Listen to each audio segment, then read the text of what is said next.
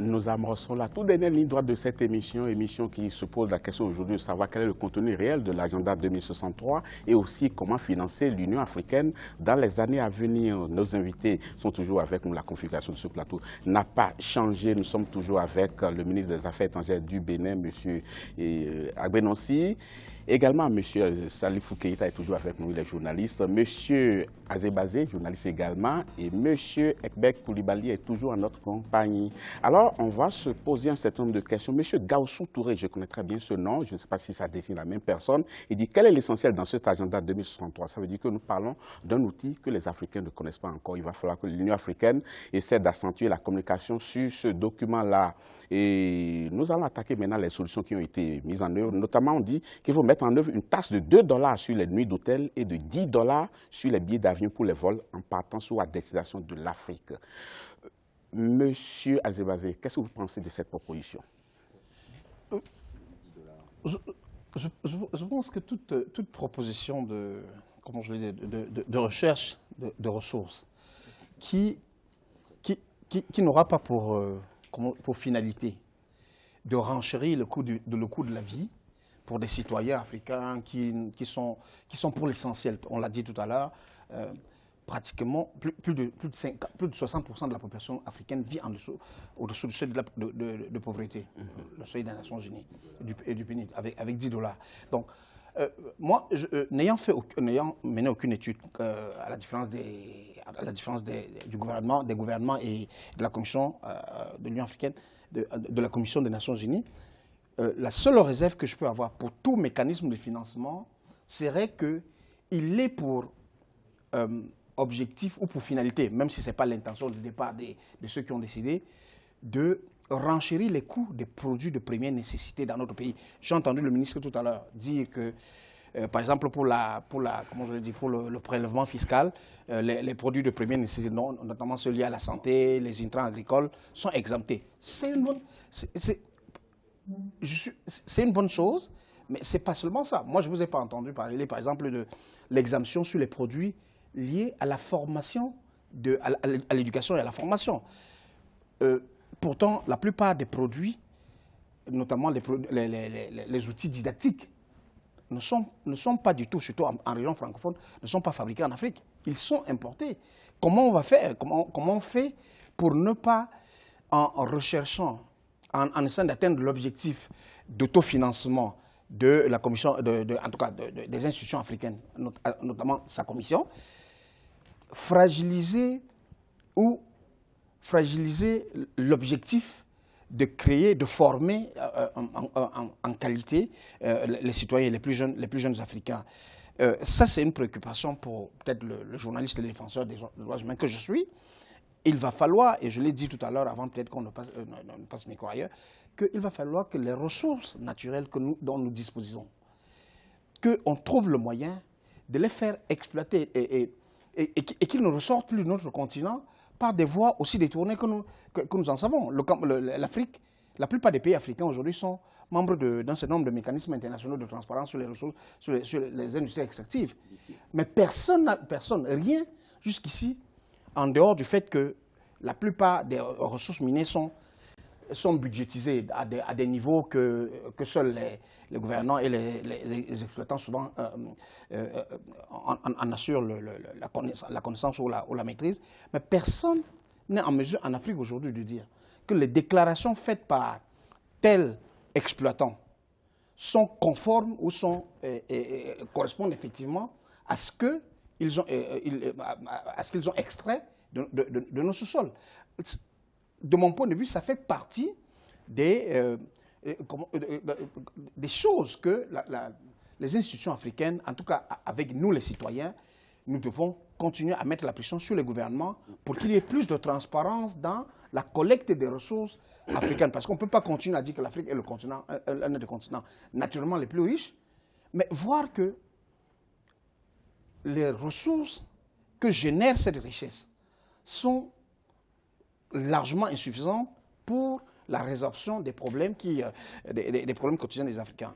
il est vrai que j'ai parlé des taxes sur les billets d'avion et les nuits d'hôtel. Ce n'est pas tout, hein, ma liste n'est pas exhaustive. Il y a aussi les SMS qu'on envoie, aussi les textos qu'on envoie, une taxe de 0,005 $ par SMS échangé sur le continent, rapportant, selon les projections, 1,6 milliard de dollars par an. Ça, c'est les projections. Mais pour rejoindre M. Azebazé, M. Keïta, comme on sait que beaucoup de personnes qui viennent en Afrique viennent beaucoup plus à cause des ressources qu'on a, est-ce qu'on ne pourrait pas identifier une taxe par rapport à ces transactions qu'on ne maîtrise pas totalement non plus, hein. Ça, c'est une autre question sur laquelle on reviendra tout à l'heure. Mais est-ce qu'on n'aurait pas pu mettre une taxe sur ces ressources-là qui vont transiter vers d'autres pays pour essayer d'engranger quelque chose d'important là? Oui, moi je suis d'avis. Il faut faire des prélèvements, mettre des taxes sur tous ces produits, la bauxite, le diamant, l'or. Et il faut trouver des moyens de le faire, puisque généralement les grandes compagnies minières, les majors signent avec le pays, et à partir de ces accords, certainement les pays aussi prélèvent des taxes. Secrets, hein. Voilà, bon, ce sont des choses qui sont... l'exigence de déclaration de propriété, les gens existent. Elles ne sont pas mises au clair, mais disons que moi j'appartiens à un pays qui produit de la bauxite, du diamant, la Guinée, et de l'or et du fer. Mais parfois, on se pose la question, est-ce que cela profite au pays?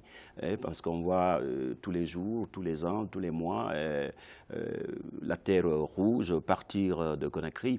On se pose beaucoup de ces questions. Est-ce que l'État aussi, chez nous, les États, mettent des taxes d'exportation sur ces produits-là qui sortent du pays, qui sont... il a dit une chose qui est très importante. Essayons de produire maintenant la bauxite chez nous, faisons des usines d'alumine et d'aluminium. Nous avions une usine d'aluminium pour transformer sur place. C'est un plus pour le pays. À partir de là, on peut prélever des taxes. Mais si on ne l'a pas fait depuis longtemps, ce n'est pas parce qu'on ne veut pas. Mais ça dépend des accords. Vous savez, un projet minier prend 10 ans avant sa mise en œuvre. 10 ans de négociations avant sa mise en œuvre.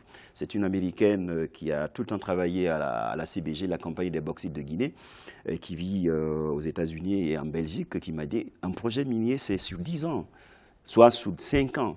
Donc vous êtes dans les négociations, il y a ces taxes-là. Je donne un exemple, puisque je connais le cas de mon pays. Lorsque nous avions créé dans les années 60-70 la CBG, ce n'était pas un contrat profitable à l'État. Mais avec les dirigeants que nous avions à l'époque, le président Sékou Touré, ils ont envoyé des techniciens, des Américains sont venus étudier. Et c'est comme ça que sur chaque tonne de bauxite exploitée par la CBG, la Guinée a eu des taxes, et ceux qui rapportaient gros au pays. Et cela a permis à la Révolution, à l'époque, de nourrir la population. C'est-à-dire que tout le monde était ravitaillé par ce que apportait la CBG. Et d'ailleurs, la CBG, la compagnie des bauxites de Guinée, est la compagnie qui donne beaucoup plus d'argent au trésor guinéen. Et je pense qu'on peut le faire, et avec l'accord de nos pays. À partir de chaque accord signé pour la construction d'une usine, pour l'exploitation d'une mine en Afrique, il est important que l'Union africaine y pense et que nos pays y pensent, que ce soit la CEDEAO ou ailleurs, on y pense pour prélever des taxes. Deuxièmement, je ne sais pas si cela se fait, vous êtes d'un pays, le Bénin, où vous avez un grand port. Est-ce que des produits qui quittent l'Europe pour l'Afrique, est-ce qu'il y a des mécanismes de prélèvement des taxes là-dessus? Je pense que l'Union africaine doit y penser aussi. Les APE, et je vous promets que je reviendrai à vous. C'est très important parce qu'il y a beaucoup de produits qui rentrent. Oui. Est-ce qu'au départ de l'Europe, est-ce qu'on prélève des taxes là-dessus? On peut aussi prendre des taxes à ce niveau-là. Monsieur Koulibaly. Oui, merci, Bouton. Je sais que vous avez toujours été un plateau où on aborde les problèmes, les questions de façon directe pour des solutions pour l'Afrique. Merci. Je pense qu'aujourd'hui, pour ce qui est vraiment de l'agenda 2063, comme je l'ai dit, c'est un programme important. Ce ne doit pas être un autre programme qu'on doit encore faire sur papier. Et donc, je crois que tout à l'heure, le ministre a dit, c'est un programme de rupture. Et nous ne devons pas, si vous le permettez, vraiment remplacer la rupture par la pourriture, je dirais. Il s'agit aujourd'hui de faire en sorte que l'Afrique soit un continent propre. C'est ce que les Américains appellent penser, think out of the box, c'est-à-dire les solutions qui ont été proposées sont des solutions qui sont très bienvenues. C'est un commencement. Et comme Mao l'a dit, quand on veut faire un parcours, un voyage de 1000 km, ça commence toujours par un premier pas. Donc, c'est bien les propositions qui sont là. Il faut que ces propositions soient appliquées pour que nous ayons un début de commencement. Mais ce que je veux dire, ce qui est plus important aujourd'hui pour l'Afrique, puisque nous avons, je dirais, le seul continent qui a toutes ces ressources, capacité minière, capacité agricole, capacité... nous avons tout pour vraiment faire cette rupture et faire un décollage. Ce qu'il faut, c'est la transparence. Il faut commencer par une économie transparente, une économie nouvelle. La transparence permet aujourd'hui de savoir exactement ce dont nous disposons et, je vous dis, nous ne savons même pas au niveau des données, au niveau des statistiques. Et donc, depuis 1957, la CEA travaille, mais ne sont pas encore là. Tout ce qui est bien mesuré, tout ce qui est bien comptabilisé, en tout cas, est bien géré. Donc, nous devons avoir des données, nous devons avoir une économie transparente, et cela nous permettra, je dirais, de faire la mesure des engagements qu'on prend et faire en sorte que, si nous nous fixons pour un objectif de mobiliser, quel que soit le revenu qu'on se fixe, comme à court terme, à long terme, nous allons pouvoir donc arriver à mobiliser ces ressources et à commencer à avoir un début de solution. Et là aussi, je dirais, il faut toujours un leadership, je reviens à cela, il faut une appropriation. Cette appropriation, c'est un travail à faire pour l'agenda 2063, pour que ce soit un agenda des personnes, pas des intellectuels, mais aussi faire en sorte que nous ayons un leadership. Et aujourd'hui, je pense que si on regarde du côté de la BAD, il y a un leadership qui dit qu'il y a une institution du continent qui a des enjeux, qui a des priorités, 5 priorités, et si on met véritablement ces priorités à exécution, je suis sûr que les questions de financement de notre économie, de financement de notre développement, nous trouverons un début de solution. Voilà. Merci, M. Coulibaly. Monsieur le ministre, je voudrais quand même que vous répondiez à ce téléspectateur qui se veut un peu trop pessimiste. Il s'appelle Abdullah Ismail. Il dit « L'agenda 2063 est le concept le plus ridicule que j'ai jamais entendu. J'aurai 70 ans en 2063 et la plupart des dirigeants actuels nous auront quittés. » Est-ce qu'il faut prendre la question de cette manière? Vous savez, M. Boton, je veux dire à M. Abdullah Ismail que nous n'avons pas le droit d'être pessimistes, parce que nous avons un peuple qui attend et un peuple qui fonde beaucoup d'espoir dans des lendemains meilleurs. Et je pense que si cet agenda n'existait pas, il aurait fallu l'inventer. Il faut saluer le travail qu'il y a derrière cet agenda, qui va au-delà de tout ce qui a été conçu jusque-là. Et moi, j'aime bien cette formule de l'agenda qui dit « l'Afrique que nous voulons ». L'Afrique que nous voulons ne peut pas être une Afrique qui est financée par les autres. L'Afrique que nous voulons, c'est une Afrique où le leadership prend ses responsabilités. C'est l'Afrique où tout le monde se met ensemble pour faire avancer les choses. Je ne pense pas que ce soit un concept ridicule. Je sais que nous avons des contraintes, je sais que nous avons des difficultés. Moi, j'ai traversé une campagne électorale et je sais que lorsque nous allons dans nos campagnes, nous découvrons des choses qui font au-delà de ce que nous imaginons en tant qu'intellectuels. Mais ce qui est important aujourd'hui, c'est de se dire qu'il y a de nouvelles pistes, il y a de nouvelles solutions, il y a de nouvelles avenues et ces avenues-là, quand on convient de les prendre, il faut les prendre et il faut les prendre de manière résolue. Ce que moi je dis aujourd'hui, c'est qu'on a de plus en plus une détermination, que ce soit celle de la société civile, que ce soit celle de nos parlements, que ce soit celle même des cadres de pays, qui veulent que les dirigeants fassent les choses différemment et les fassent de manière, les fassent encore mieux, faire les choses différemment et mieux. Et j'ai entendu cette phrase tout à l'heure dans le discours du président Kagame. Il disait ça, faire les choses différemment et les faire mieux. Alors, j'ajoute à cela que, vous savez, c'est Don Eldé Camara qui disait « Quand on ne rêve pas seul, c'est le début de la réalité ». Moi, j'ai travaillé dans ce pays et j'ai vu ce centre de conférence de Kigali porter, j'ai vu les premières pierres. Mais ce que je vois aujourd'hui, c'est extraordinaire. C'est comme s'il y avait un coup de baguette magique. Ça fait 4 ans que je suis parti d'ici. C'est comme si par un coup de baguette magique, on a transformé une réalité. Cette transformation de la réalité africaine, nous sommes capables de le faire. Les Africains sont capables de le faire. Il suffit que nous allions au-delà du discours, que nous ne commencions pas à agir, que nous prenions notre destin en main. Vous me direz que ce sont des formules, mais ces formules-là, si on les vit, si on les met en œuvre réellement, on peut aller de l'avant.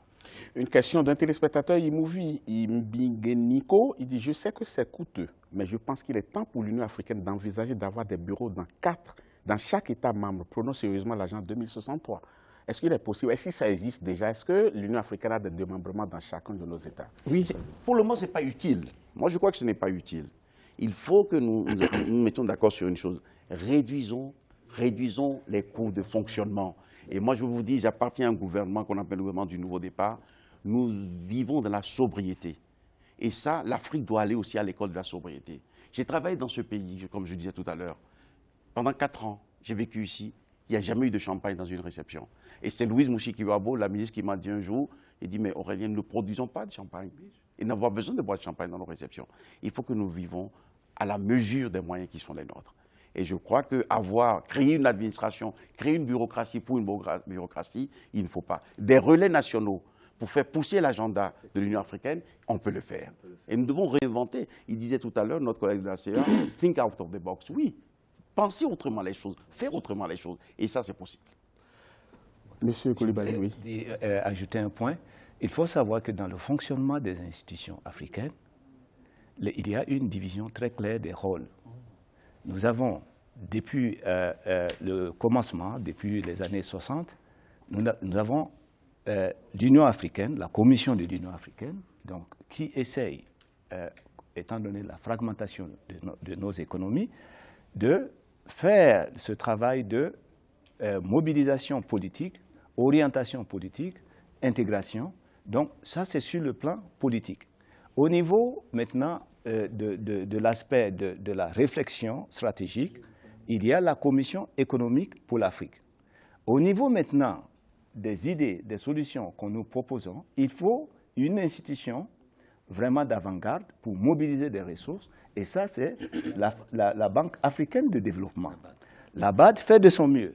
Mais je vous dis, compte tenu des besoins immenses que nous avons en matière de financement, parce que n'oubliez pas que le continent africain, c'est 2 fois la taille de l'Europe, c'est 3 fois la taille de la Chine, c'est pratiquement 2 fois la taille des États-Unis, qui sont des économies qui se chiffrent en termes de trillions, je dis pratiquement en termes de trillions. Donc l'Afrique a un potentiel de trillions. Pour ce qui est de la mise en œuvre, les réflexions ont été aussi très avancées. Nous avons l'agence de mise en œuvre du NEPAD. C'est une agence avec un CEO, le docteur Bayaki, pour essayer de mettre en œuvre les plans, mettre en œuvre les décisions qui ont été prises au niveau du continent.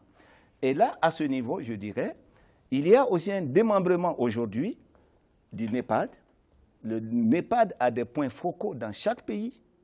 Nous avons même le NEPAD a même des points focaux au niveau des programmes sectoriels comme le CADEP sur l'agriculture. Et donc, il y a déjà une organisation bien pensée en place. Ce qu'il manque,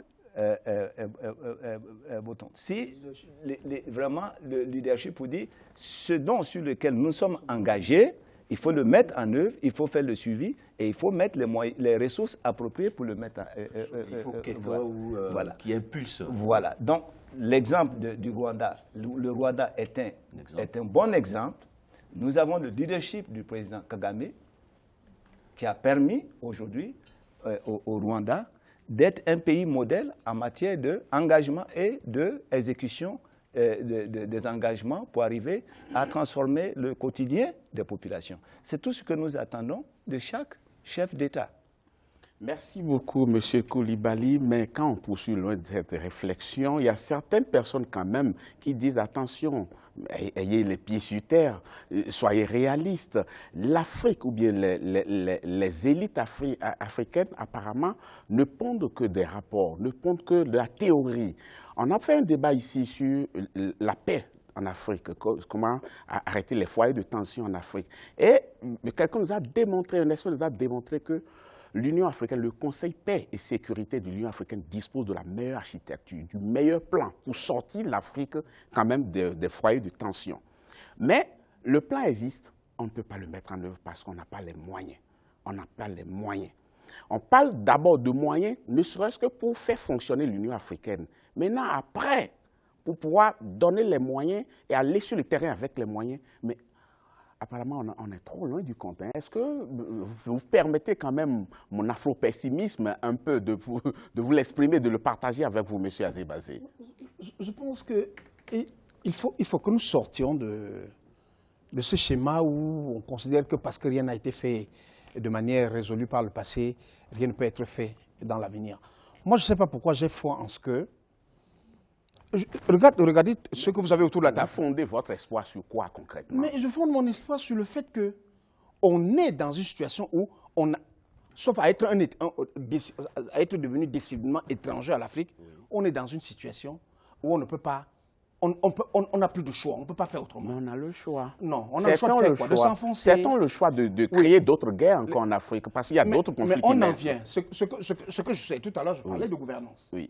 C'est-à-dire qu'on ne peut pas avancer, et on n'avancera pas résolument, si le leadership politique africain ne considère pas le pouvoir comme juste un moyen pour accomplir une mission et non comme une fin en soi. C'est-à-dire ces situations où en Afrique, on voit les gens faire de la guerre pour le pouvoir parce que certains veulent s'y accrocher éternellement et quelles que soient les décisions qui sont prises ou même les modalités d'organisation des passations de pouvoir, on a l'impression que, et ça on peut dire tout ce qu'on veut, plus les gens durent au pouvoir, plus ils rentrent dans une routine, ils ne font plus grand-chose. Certains diront, mais oui, vous parlez du Rwanda où il y a la transformation. Mais vous savez d'où vient le Rwanda? Le Rwanda vient d'une situation extraordinairement... Je l'achète pour quand j'en parle. Oui, mais tout le monde parle de l'exemple rwandais. J'aurais voulu que qu'on multiplie d'autres exemples encore sur le continent. C'est ça qui aurait été l'élément catalyseur pour qu'on dise, bon, on a de l'espoir. Parce que quand vous voyez l'évolution des crises sur le continent, ça ne se réduit pas, ça se multiplie plutôt. On ne va pas prendre un seul pays. Citez-moi 10 exemples de pays qui sont des modèles sur le continent. On ne va pas citer que le Rwanda. Encore. Personne n'a dit qu'il ne faut citer que le Rwanda, mais il ne faut pas faire comme si...